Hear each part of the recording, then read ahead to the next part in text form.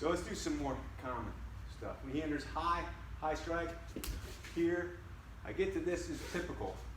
Here, here, and I want to be here, right? If I do yokoruki, here, here, here. I check the hip, I pull the face, and I start controlling things at my speed, what I want.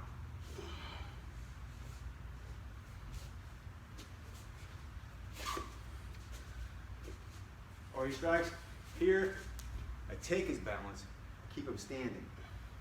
I take his side, change my positions.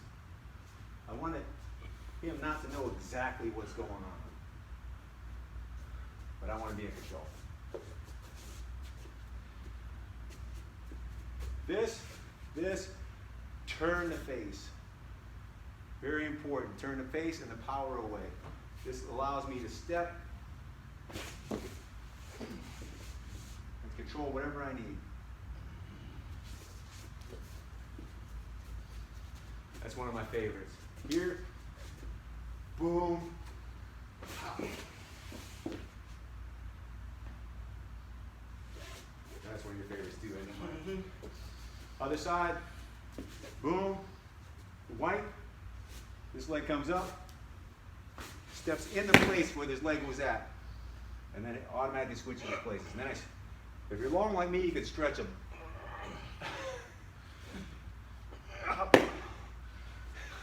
Feels good on my neck, but my elbow doesn't like it.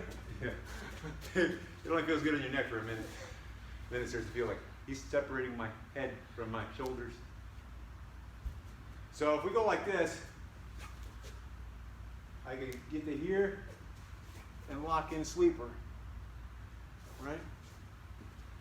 Other side, here, sleeper.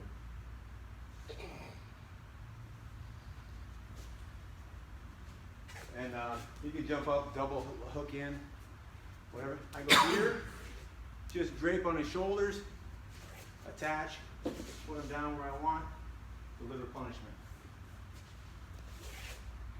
Now these would be straight takes on the 90, but I'm also affecting him to his drop points first. So when I go here, this affects him to his forward drop point, which is here on him. That's my rear drop point.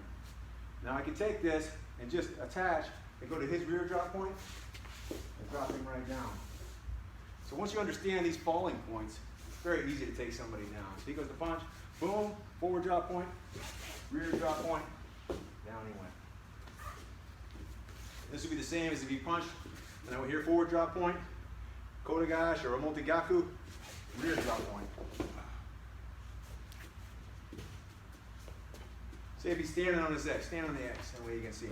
So when he punches, I go here, I can go through to his rear drop point on that side, up to my head, third, and to his rear drop point on this side. Shionagi.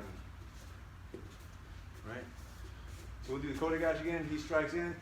I tenkan, forward drop point, rear drop point. I fall every time.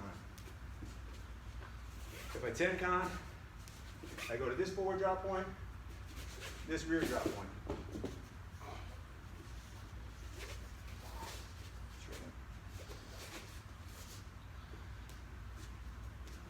For Ikkyo, he raises his hand up overhead. I go here, I go to his rear drop point. Boom. That's what causes him to fall. And then I pull him over. Roll over.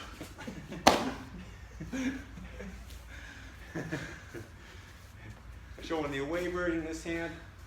Up. This goes from his forward drop point, raising this up. And then goes to his rear drop point. Turns to his front drop point. Now say for something like Sankyo, go ahead and stand in the center.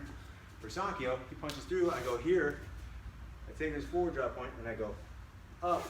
This lifts him up off of this drop point, sets him on his rear drop point that way. He's over there. Then I can take this and cut and pull him out to his forward drop point. Reorient.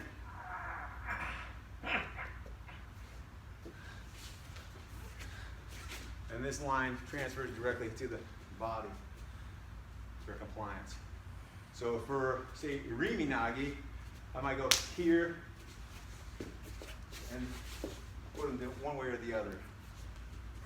I can go, that was under, taking the arm in, boom. If I go across this drop point, you can fall that way. I can hit any 3 points. I can hit the center line of attack, just because this is straight irimi entering. I can throw them here. I can create a hip toss. Those are all available. I prefer to do stuff where I go here and go entire fall and circle him around my leg, and where he falls exactly where I want him to be.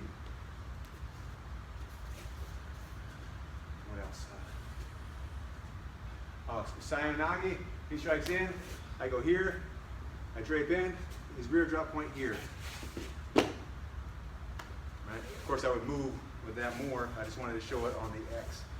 So when he goes, strikes in, I go here, boom, and then down. Right?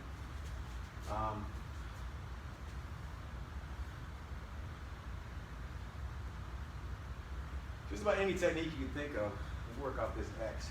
So when he strikes in low, I go here, I rotate this here, right on that 45.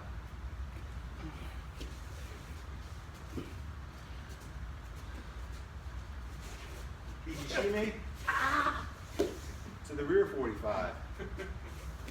Right?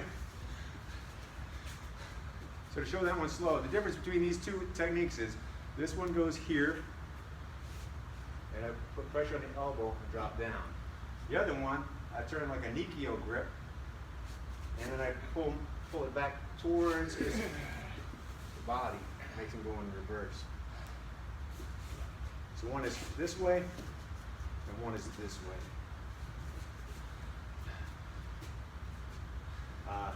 Even if I go here, and I go Nikio, I'm constantly dragging him around to his forward drop point. So if I do Gokyo, whatever I do, it's going to be influenced. If there's a dot here, a dot here, a dot here, and a dot here. 45s come intersecting off his body, just like this line shows here.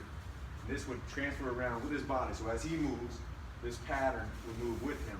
So those dots would eventually, they would change. So this would be any orientation of his body. These 4 points are always there. So you just view them as points on the hip, here and here. So if I go here, here, this goes up, and I attach to his hip. I can attach through to that drop point or this drop point, depending on where I'm pulling or pushing. So I go here, here, and I push through to that side. That's that drop point. He falls that way. If I go here, here, I attach and drag to this drop point, he'll fall this way.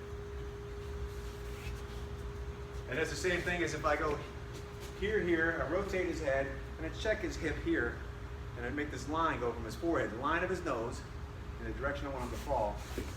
That's where he's going to fall. And that works for forward too. He strikes in, boom, here, forward to his forward drop point. What is it? It could be a kaisen nagi or whatever I want to do at that point. He strikes in, boom, I catch here to set him to his rear. I group this, and then I tie a tosh, or the saki nagi, whatever I want to go into. That's good.